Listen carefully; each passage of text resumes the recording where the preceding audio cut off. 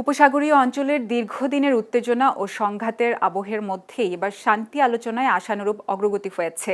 রোববার সুইজারল্যান্ডের জেনেভায় ইরান ও যুক্তরাষ্ট্রের মধ্যে একটি গুরুত্বপূর্ণ শান্তি স্মারক সই হতে পারে বলে কূটনৈতিক সূত্রের বরাতে জানিয়েছে রয়টার্স। প্রতিবেদনে বলা হয়, সমঝোতার খসড়া এখন প্রায় চূড়ান্ত পর্যায়ে রয়েছে। প্রস্তাবিত এই চুক্তিতে ইরানের তেলের ওপর থেকে নিষেধাজ্ঞা শিথিল, বিদেশে আটকে থাকা তহবিল ছাড় এবং আঞ্চলিক যুদ্ধবিরতির বিষয়গুলো অন্তর্ভুক্ত থাকতে পারে। পাশাপাশি লেবানন সহ বিভিন্ন ফ্রন্টে সংঘাত বন্ধের ইস্যুও আলোচনায় রয়েছে।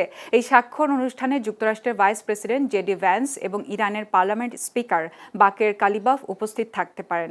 এদিকে যুদ্ধ অবসানের চুক্তি হলে হরমুজ প্রণালী খুলে দেয়া হবে বলে জানিয়েছেন ইরানের পররাষ্ট্রমন্ত্রী আব্বাস আরাগচি। তখন নৌ অবরোধও তুলে নেবে যুক্তরাষ্ট্র।